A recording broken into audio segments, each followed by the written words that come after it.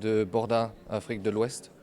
C'est une ONG allemande. Nous sommes financés par la coopération allemande. Nous nous sommes installés en 2024 au Sénégal pour implémenter un projet régional qui inclut également la Mauritanie et le Mali.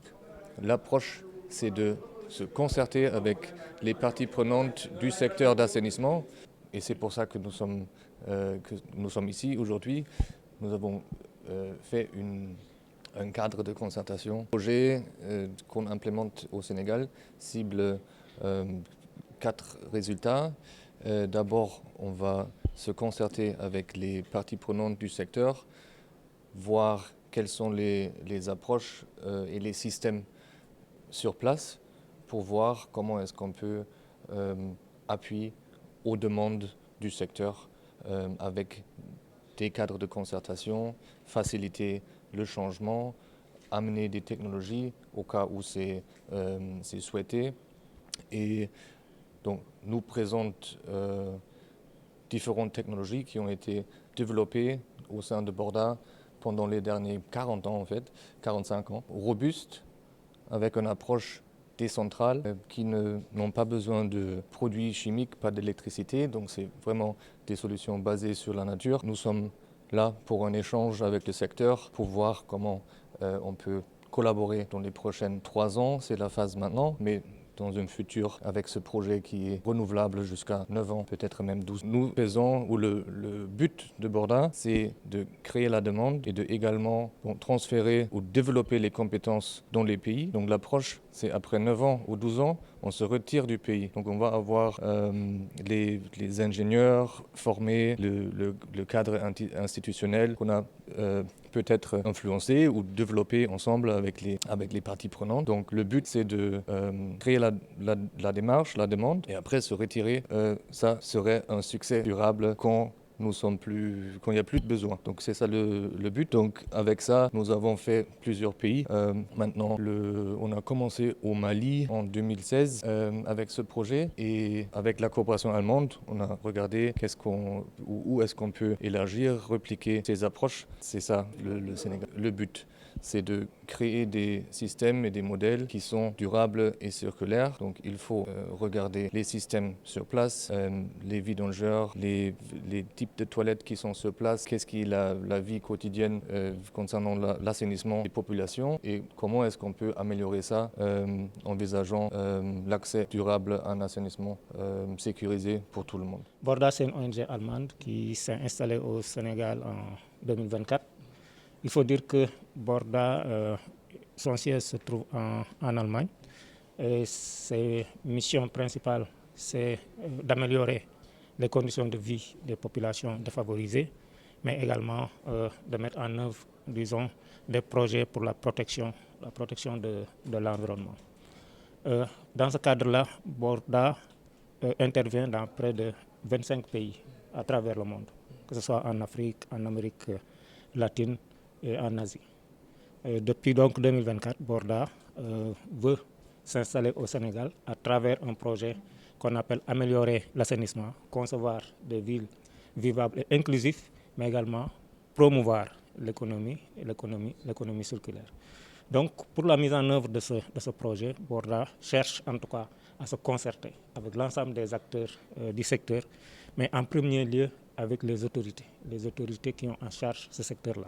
La direction de l'assainissement, ONAS, donc qui gère un peu l'assainissement en milieu urbain, mais également les autres acteurs, le secteur privé, la société civile et tous les autres acteurs qui sont dans ce secteur-là. Et pour cela, pour pouvoir en tout cas créer ce cadre de concertation, Borda a identifié des acteurs avec lesquels ils sont partis en mission en Zambie, pour un peu voir également le travail que Borda a effectué dans ce pays-là depuis plusieurs années et qui aujourd'hui donne des résultats avec des technologies décentralisées de gestion de l'assainissement. Parmi ces technologies, on peut citer les stations de traitement de boue de vidange, on peut citer les DIWATS, qui sont des technologies particulièrement adaptées donc aux zones périurbaines, mais également dans les localités comme les hôpitaux, comme les universités et comme aussi les écoles. En tout cas, pendant cette visite, nous avons pu voir la mise en œuvre de cette technologie-là avec l'ensemble des participants.